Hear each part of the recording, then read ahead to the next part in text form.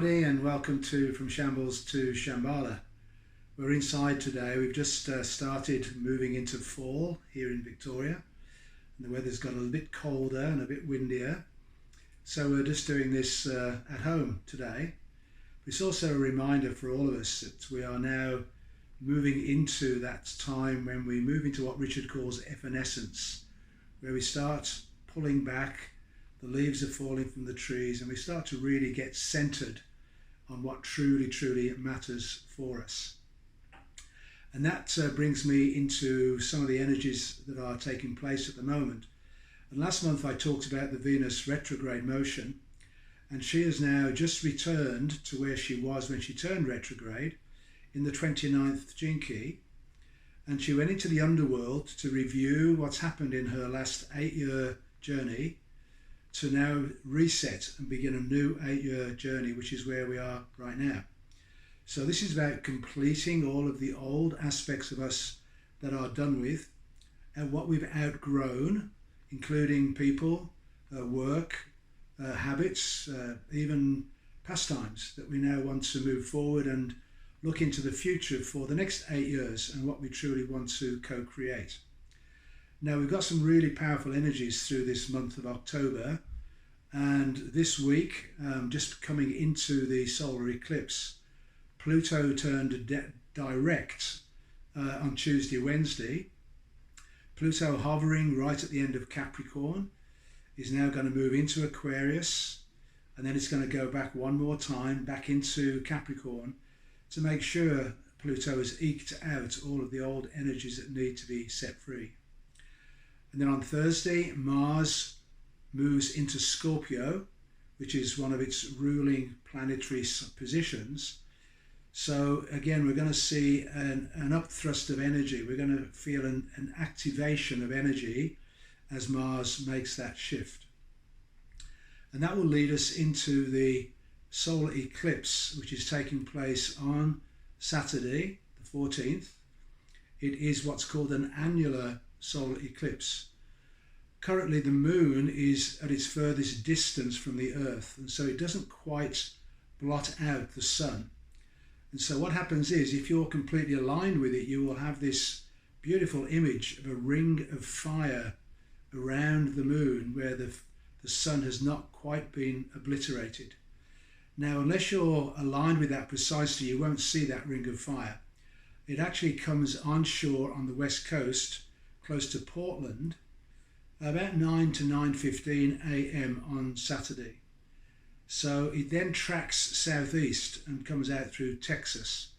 So unless you're perfectly aligned with that, you won't see the ring of fire. What you will see is a darkening of the sun. So where we are, a few hours north of Portland, we'll sort of have a 70%-ish darkening of the sun as this eclipse takes place. So it is a reset moment. So it's about looking back into all of the issues and challenges and things that have happened over this last 8-year period, to now let all of that go and set a new intention for yourself. It's a very powerful moment.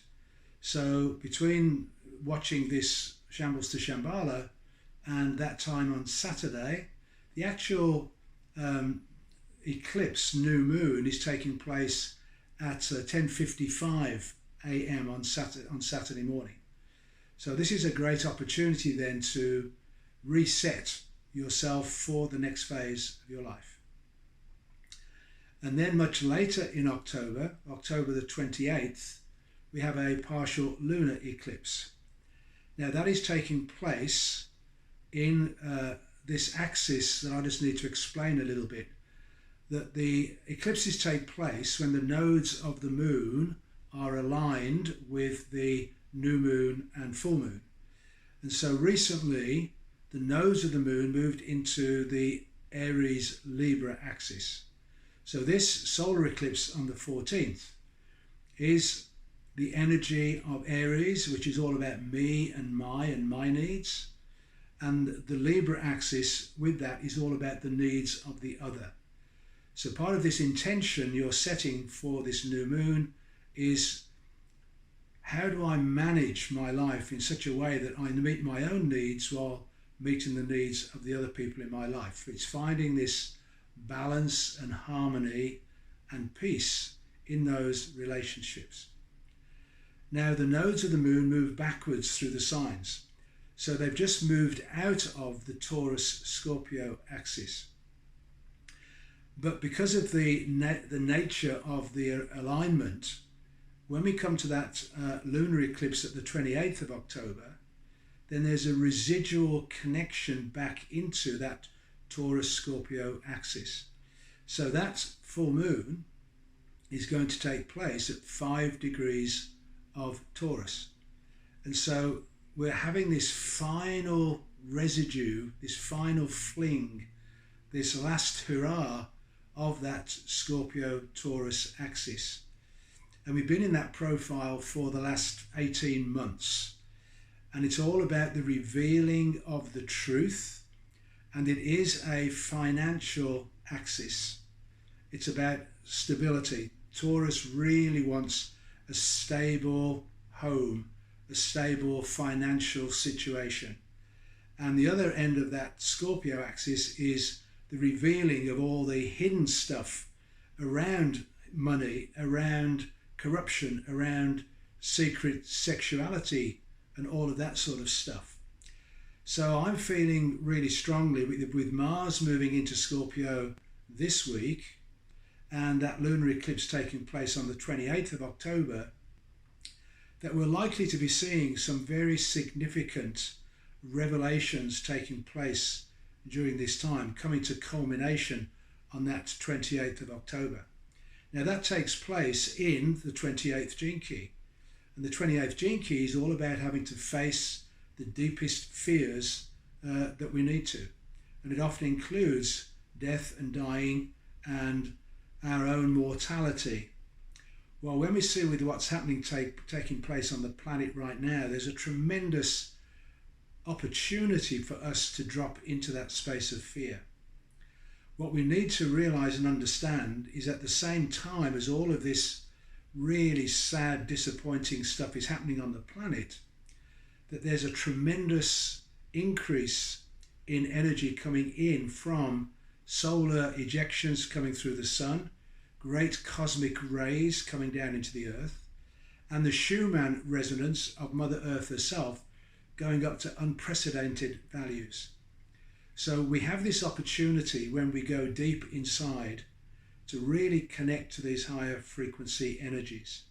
And the outcome is likely to be that you will be feeling these bliss states without any reason for knowing, without having any understanding of why, but you just suddenly drop into this beautiful, peaceful, loving space. There's nothing to understand. There are no words to describe it. You just allow yourself to be in that frequency. But it's also true that your intuitive psychic gifts are likely to be increasing as well. So we've got this polarity of the dark shadow forces and the fear being generated through them on one end, and then we've got this beautiful high frequency loving light coming in at the other end. So what we're wanting to do then is to allow ourselves to transmute the shadows from within ourselves and step into those higher frequencies so that we can really, really embrace those energies. And then just coming back to the solar eclipse for a moment, because I forgot to mention that we are just completing the ring of matter, which are the 4 gene keys that are responsible for our childhood development from the moment of conception to the age of 21. And that will be completing on the day before the solar eclipse. So it's almost like we've just gone through a review of our childhood to see what needed to be cleared out for us to set ourselves free. Then the day of the solar eclipse, we step into the 32nd gene key, first line, and the 32nd gene key gift is preservation. So this is where you now are going to let go of all the superficial, superfluous stuff that is of no real consequence for your future journey into your true spiritual calling. So we shed the leaves, we let go of all that stuff, and we cut back to the true vine of who we really are. And then we graft onto that what becomes really important for us in the future. Personally, I believe this month is going to be extremely significant in many, many revelations coming out, some of which will be surprising. And we are going to step into this incredibly powerful and beautiful, blissful energy that is available to us when we go deep within and go into the stillness and the silence. And when we can, when the weather is suitable, going out into nature and spending time with our beloved Mother Earth, because she is making this transformation with us on our behalf. She is becoming a star, and we are becoming a star with her while still walking on her belly. So the more closely connected we are with her, the better. So I wish you well for the remainder of this month, and we'll see you in early November.